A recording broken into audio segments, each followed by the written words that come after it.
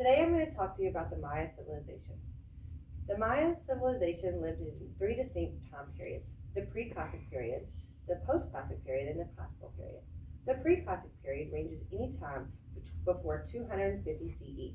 The post-classic period ranges from 900 CE to present-day time, and the classical period, which ranges from 250 to 900 CE.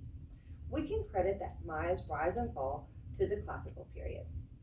During this time, they went from being a nomadic society to a sedentary society, which means they settled down and they grew agriculture and crops. The crops that they grew were corn, squash, beans, and cassava.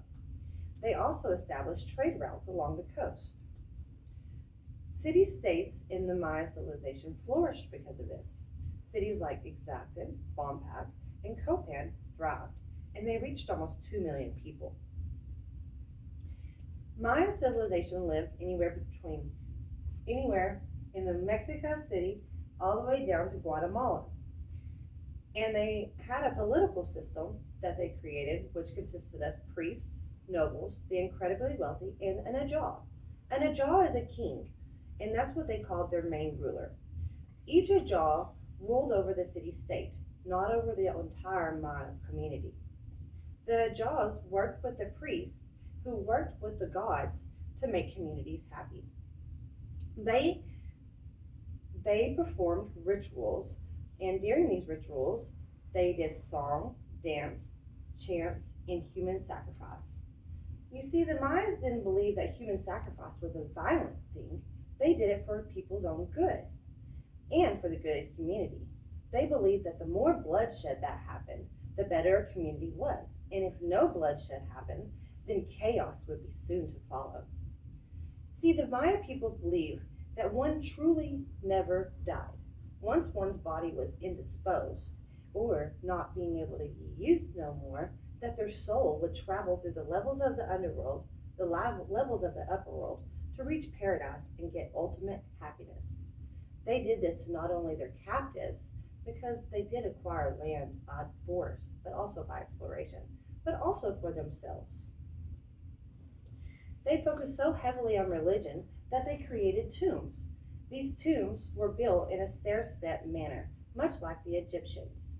In these tombs, the incredibly wealthy and their priests and Ajahs were buried. These tombs were built on a mathematical ratio. They studied mathematics so much that they created a long count calendar. They also created this long count calendar using astronomy. You see, the long count calendar is different than the Gregorian calendar that we use today. The Gregorian calendar that we use today uses a month, day, and year, while the long count calendar uses a decimal system to show which day of the year it is. The Mayas also created a hieroglyph system, and in this hieroglyphs, they inscribed it on their tombs and in their temples. They also built books that they called codices. These codices were found in the tombs, and along with statues, art, and musical instruments, which suggests that there was song and dance at their burials. Devastation was soon to follow in the post-classic period. In the post-classic period, there was a drought that lasted 30 years. During these 30 years, all the crops failed, agriculture failed, and people were starting to starve. Starvation made people angry, and they started turning on each other. City-states that were once traded with each other didn't trade with each other anymore, and they started capturing each other.